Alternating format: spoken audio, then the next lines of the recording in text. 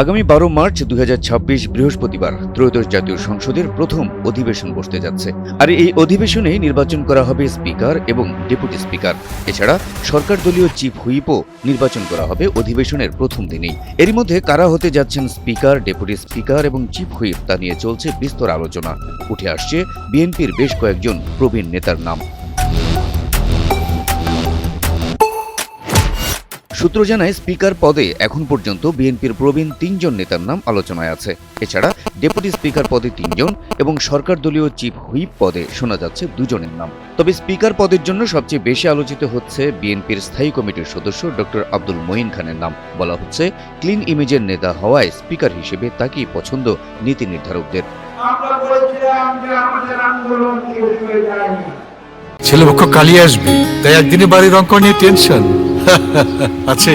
Berger 1 কোটি মালসা। Speaker হিসেবে পরবর্তী আলোচনায় রয়েছে দলটির ভাইস চেয়ারম্যান ও বাংলাদেশ সুপ্রিম কোর্টের সিনিয়র আইনজীবী অ্যাডভোকেট জয়নুল আবেদিনের নাম। সুপ্রিম কোর্ট আইনজীবী সমিতির সাবেক সভাপতি জয়নুল আবেদিন এবার বরিশাল ৩ আসন থেকে সংসদ সদস্য নির্বাচিত হয়েছেন।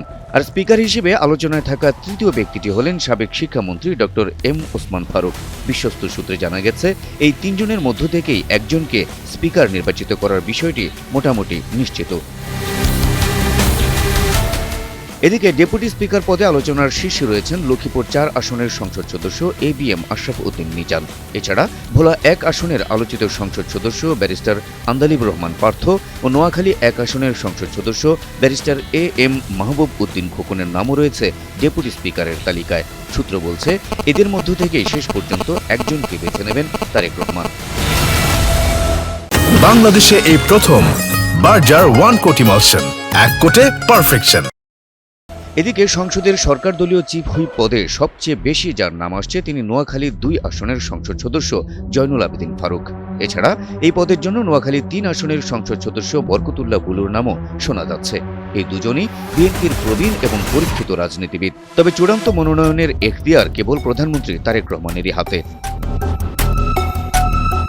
সবকিছু ঠিক থাকলে আসছে ১২ মার্চ শুরু হতে যাওয়া ত্রয়োদশ সংসদ অধিবেশনের প্রথম দিনেই পাওয়া যাবে ত্রয়োদশ সংসদের স্পিকার, ডেপুটি স্পিকার ও চিফ হুইপ, যারা সুশৃঙ্খলভাবে মহান জাতীয় সংসদকে পরিচালনা করবেন নিজেদের মেধা ও প্রজ্ঞা দিয়ে। Habib Rasel, NTV online.